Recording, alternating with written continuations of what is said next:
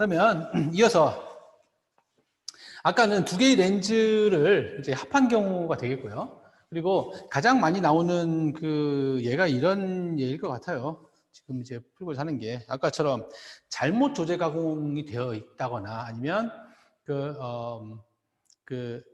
맞는 렌즈를 교정해 줬음에도 불구하고 인점을 잘못 찍어서 결국 이게 잘못 조제 가공된 것하고 똑같은 상황이라고 볼 수 있는 거잖아요, 그죠? 그래서 아니면 다른 렌즈를 갖고 뭐 실수도 있을 수 있으니까, 그죠? 뭐 아무튼 다른 렌즈를 갖고 그 조제 가공을 했던 경우가 있을 것이고요. 아까 얘기했던 것처럼 정확한 렌즈를 가졌지만 그 인점을 잘못 찍음으로 인해서 그 발생되는 상황도 있을 수 있겠다는 것이죠. 자, 그래서 그 부분들을 특별히 우리가 잔류난시와 관련된 예로 이렇게 이해를 해보면 좋겠습니다. 임상에서 좀 많이 발생되는 얘기다라고 하는 것입니다. 우선 S 값이 마이너스 3.50이고, 그다음에 C 값이 마이너스 1.00 기억터, 그다음에 교정축이 60도의 처방을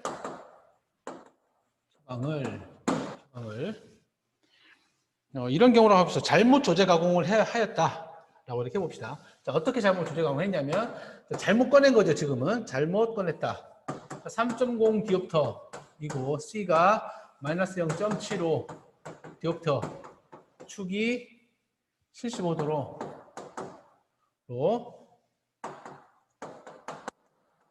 잘못 조제 가공 하였을 때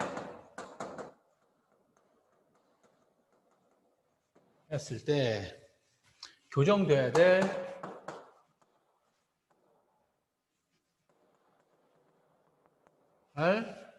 토릭 렌즈의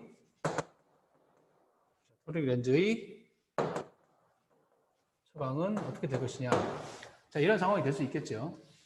자, 이와 같은 경우는 우리가 인점을 잘못 찍음으로 발생되는 프리즘 효과라기보다는, 자, 350 렌즈가 쭉 진열되어 있는데 350 디옵터인데 350 디옵터의 1.00 그 칸에서 뽑아야 되는데 그 위에 칸에 있는 걸 뽑은 거죠. 350 대신에 300, 그다음에 1.00 대신에 0.75. 굴절력 차이는 그렇게 크지는 않지만, 그죠?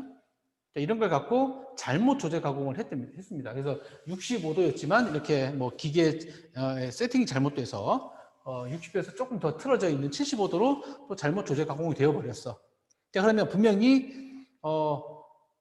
이 렌즈를 확인을 해봐야 되겠죠. 어떻게 잘못됐는지 확인해봐야 될 거란 말이죠. 사실은 그걸 착용하는 순간 그 환자는 어지럼증을 느낄 겁니다. 그래서 그런가 싶어 또 렌즈 밑을 봐서 다시 그냥 새로운 렌즈 갖고 조제 가공을 해주면 되지만, 그죠? 그렇지만 그 값이 어느 정도 크기인 것인지, 아니면 이런 경우도 있을 수 있겠지. 잘못 조제 가공이 됐다 하더라도 그 환자가 이렇게 보니까 아까보다 좀 더 선명해진 것 같다라고 해서 그냥 잘 이렇게 적용을 했을 수도 있어요, 그렇죠?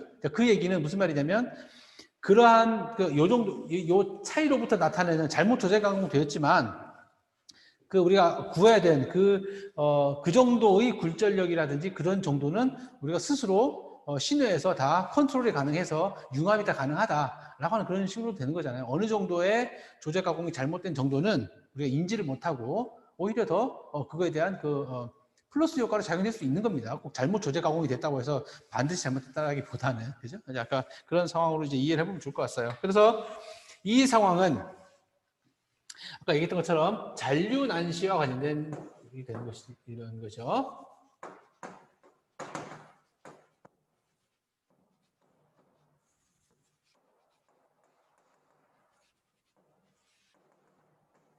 잔류난시를 나타내는 것이다.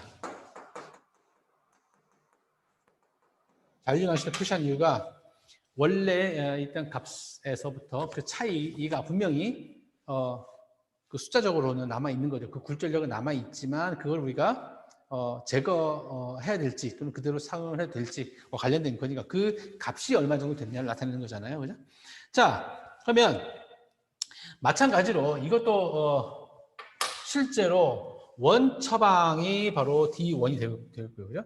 원 처방을 D1이라고 이렇게 렌즈를 하고 잘못된 거를 D2라고 이렇게 얘기를 해보자는 거죠. 그죠? 그렇다면 실제로 토릭 렌즈의 처방 값이라고 하는 것은 D라고 하는 것은 결국 D1에다가 D2를 뺀 값이 될 것이라는 거지. 아까는 합한 거였지만 지금은 뺀 경우가 되겠습니다. 그렇죠?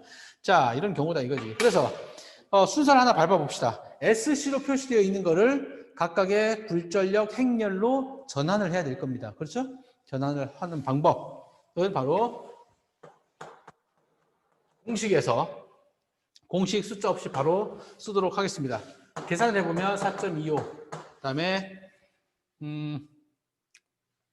0.43, 43이고요. 그 다음에 0.43,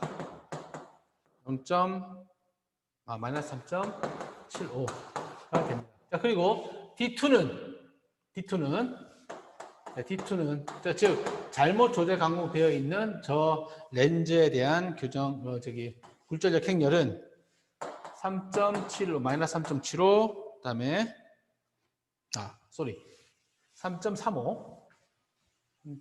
자, 이게 어떻게 계산됐는지는 여러분들 찾아보면 됩니다. 그렇죠? 지난 시간에 했었던 거를 3.37 그리고 0.37 그다음에 0.37 그다음에 마이너스 3.37이 될 겁니다.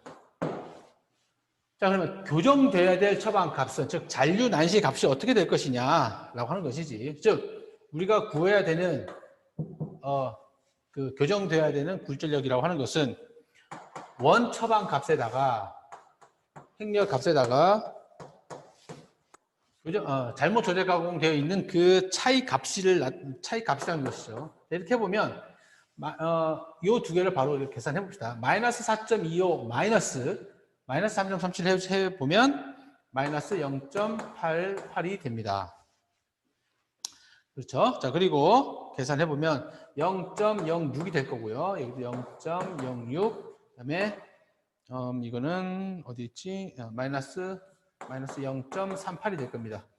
자, 이거는 요걸 구하기 위해서는 이거하고 마이너스 4.25하고 마이너스 3.37이고요. 그다음에 요걸 구하기 위해서는 0.43 마이너스 0.37을 하게 되면 이렇게 될 거고요. 그죠? 그리고 요걸 구하기 위해서는 마이너스 3.75 마이너스 3.37을 해주면 마이너스 0.38이 됩니다. 자, 그러면 교정돼야 될 그 토릭 렌즈의 굴절력은 이렇게 나와 있는데, 자, 이거에 대해서 SC를 표기값으로 바꿔줘야 되잖아요. 그죠? SC 표기값으로 바꿔줘야 된다. 자, SC 표기값은 어떻게 구한다? C라고 하는 것은 이거는 처음이니까 써보도록 할게요. XX, 그치, 아까 공식 여러분들 쓴 그 노트 필기한 공식을 그대로 써보면 요거 플러스 요거의 제곱이 되겠습니다. 그렇죠? 그래서 마이너스 0.88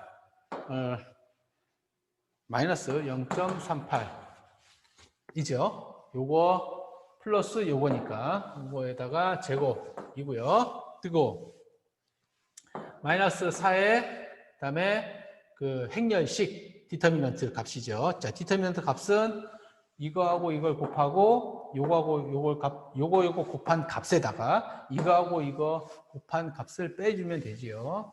그래서 0.88 곱하기 0.38. 자, 이거는 마이너스가 앞에 있으니까, 그죠? 이 마이너스 두 개가 곱해졌기 때문에 이렇게 플러스로 그냥 표시상 썼습니다.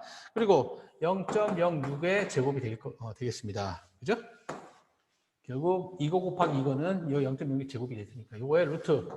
이거는 뭘 사용한다 하면 계산기를 사용을 해보면 마이너스 0.51 디옵터가 된다는 것입니다. 자, 그리고 두 번째, 1에서 구한 이 C 값을 갖고 S 값을 구해야 되잖아요. 그죠? 자, S 값이라고 하는 것은 XY하고 YY를 더한 값에다가 마이너스 0.88 이거지. 0.88에다가 더하기 플러스 0.38을 해주고 여기서 구한 마이너스 C 값을 해주면 되는 것이죠. 마이너스 0.51을 빼준다. 51을 빼주고 요거에다가 2로 나눠준다는 것이 되겠습니다. 맞죠? 자, 이렇게 해주면 계산기를 딱 두드리면 0.37 디옵터가 됩니다. 자, 그러면 C 값도 구했고 S 값도 구했다. 그래서 S 값을 갖고 또 세타 값을 구해야, 교정축 값을 구해야 되겠죠. 세 번째, 탄젠트 세타라고 하는 것은 자, 첫 번째 식을 이용을 하겠습니다. 두 개의 방법이 있는데 그 중에 첫 번째 거. 자, S가 마이너스 0.37이 되겠죠. 그죠?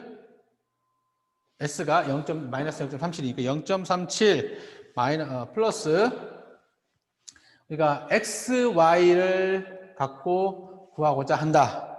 라면 0.88이 되겠습니다. 그죠? XX. 그죠? 요 위에 걸 갖고 이걸 빼주고 거기에다가 요 값으로 나누어 주면 된다.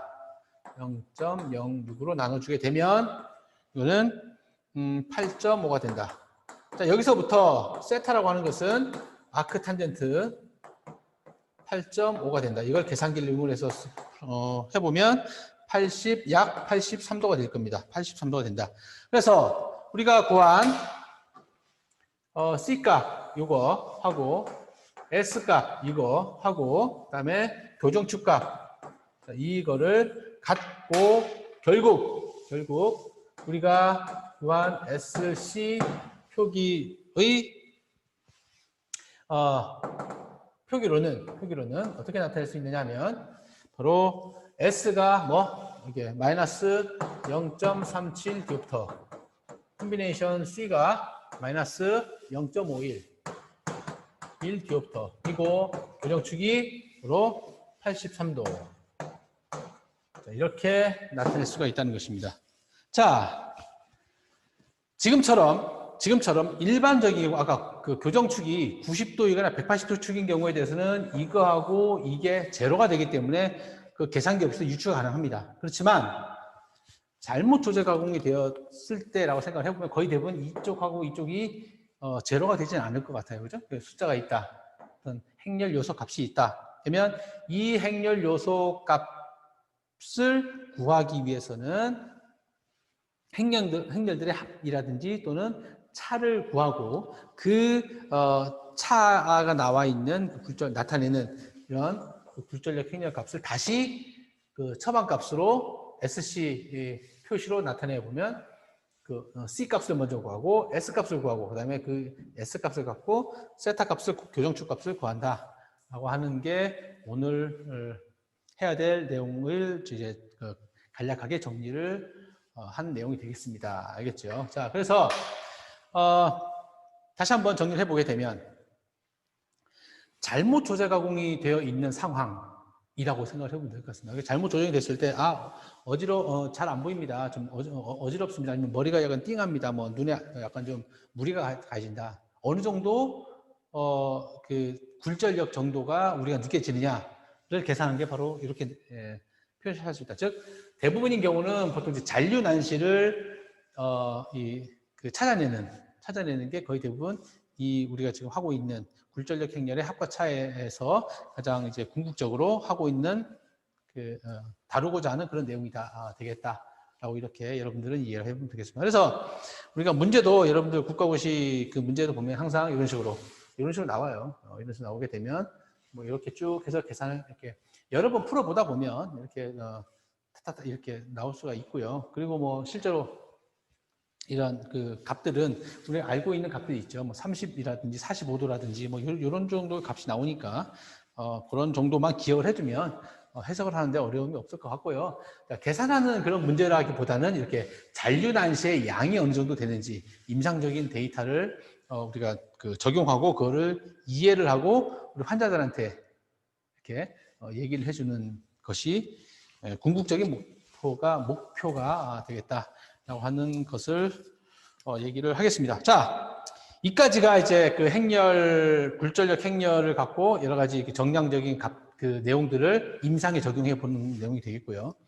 자, 다음 시간에 다음 주에 할 내용이 바로 이제 프렌티스 공식이라고 하는 내용이 되겠습니다. 이 프렌티스 공식은 아까 얘기했던 것처럼 결국은 똑같은 그 형태입니다. 우리 서론에서 얘기했던 것처럼 행렬이라든지 벡터 똑같은 개념, 수학적 개념인데 표현 방법이 다를 뿐이에요. 자, 이런 방법도 있고요. 또는 프렌티스 공식을 이용을 해서 바로 여러 가지 그 프리즘 양이라든지 자, 이런 걸 구할 수 있다. 자, 그때는 분명히 우리가 나타낸 거는 그 프리즘 양이라고 하는 것은 몇 프리즘 디옵터라고 하는 그 프리즘 디옵터가 있을 것이고요. 그리고 그 편향각이라고 하는 그런 그 데이터 값이 있겠죠. 그 편향각 그 두 개를 구하는데 마찬가지로 굴절력 행렬을 이용을 한다라고 하는 것이고요. 그리고 임의의 그 구면에 들어왔었을 때 어느 정도 꺾여서 어느 위치에 그 상이 맺히게 될 것인지를 얘기하는 것하고 그다음에 이러한 프리즘 렌즈를 사용을 했었을 때 어떤 정도의 효과가 발생되느냐를 정량적으로 계산하는 게 바로 프렌티스 공식을 이용을 하는 것입니다. 자, 그래서 이것도 마찬가지로 계속 이제 임상적인 상황하고 이렇게 예제라든지 이런 것도 임상적인 상황을 예를 들면서 하게 되면 우리가 왜 벡터라든지 행렬을 이렇게 활용을 하는 것인지를 여러분들이 조금이라도 이해할 수 있을 것 같습니다. 알겠죠? 자, 오늘 내용은 이 정도로 정리를 좀 하면 좋겠습니다. 그치? 그래서 지금 딱 10시가